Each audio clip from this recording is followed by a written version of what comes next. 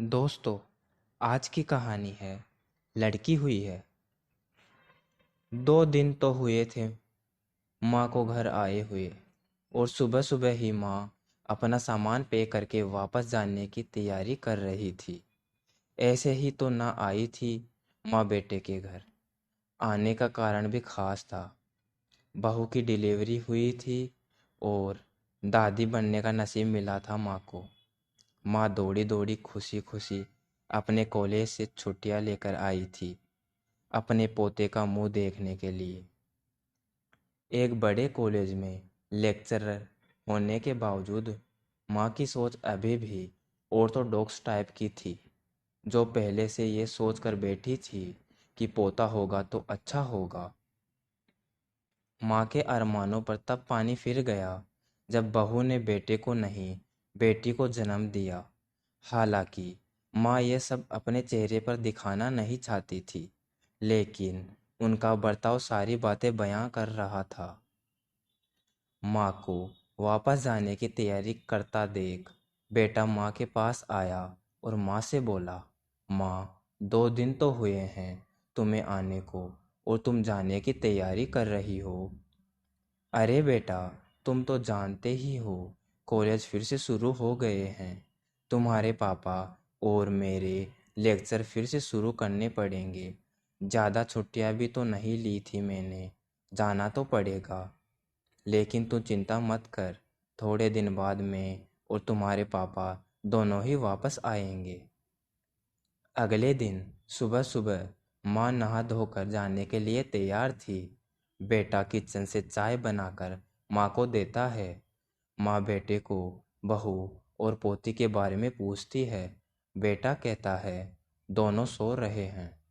माँ बेटे से कहती है, खुशी की बात है बेटा, तेरे यहाँ लक्ष्मी ने जन्म लिया है।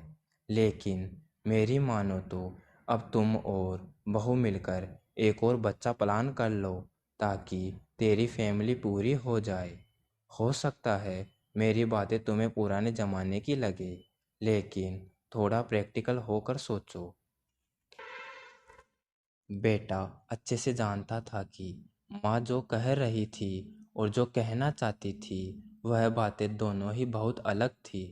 बेटे ने अपने जेब से अपना मोबाइल फ़ोन निकाला और उसमें कई मैसेज में माँ को दिखाए और बोला, देखो माँ, तुम्हारी बात तुमसे पहले यहाँ दर्जनों लोग मुझसे मैसेज में कह चुके हैं। हर कोई डायरेक्टली या इनडायरेक्टली मुझे यही कहने की कोशिश कर रहा है कि बेटा होता तो अच्छा होता, या फिर आगे बेटे के लिए ट्राई करना होगा। माँ, तुम चाहे मुझे जो भी समझाने की कोशिश करो, लेकिन मैं यही कहूँगा कि तुम और पापा दोनों ही अभी भी पुराने सोच को पकड़े हुए हो। और ऐसा मुझे इसलिए कहना पड़ रहा है क्योंकि अगर मेरा बेटा हुआ होता तो आप इतने जल्दी जाने की तैयारी ना कर रही होती और उसे अपने हाथों में लेकर यहाँ से वहाँ खिला रही होती, और पापा भी यहाँ पर होते।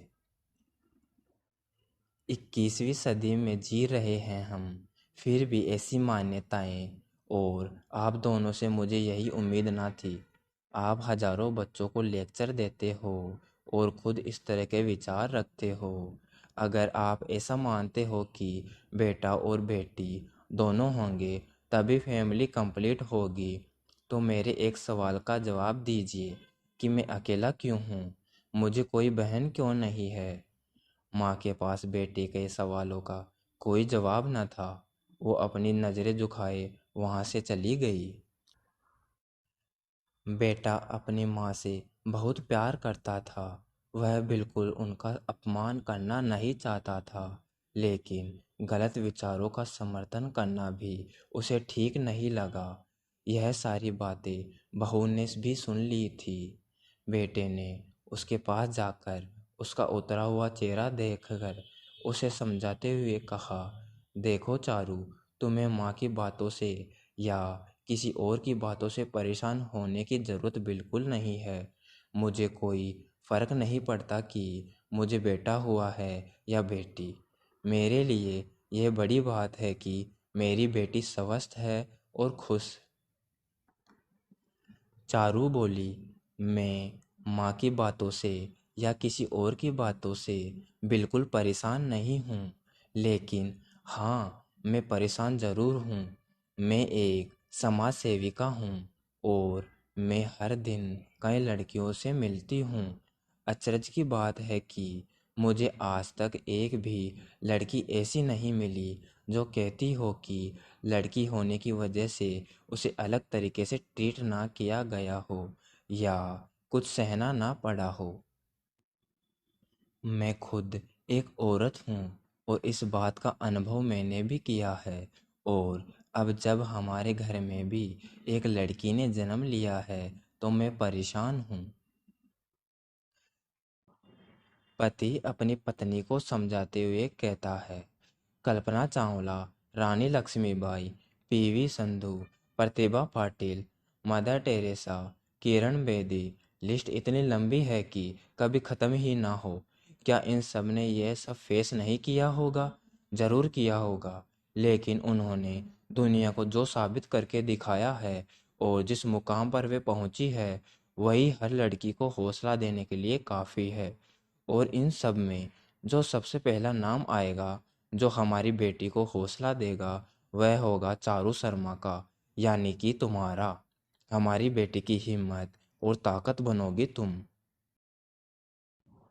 दोस्तों, सिर्फ महिला दिवस मनाने से या देवियों की पूजा करने से लड़का लड़कियों में समानता नहीं आएगी। यह समानता तब आएगी जब हम अपने विचारों को जड़ों से बदल पाएंगे। इस कहानी से शिक्षा मिली हो तो ज़रूर चैनल को सब्सक्राइब कीजिएगा।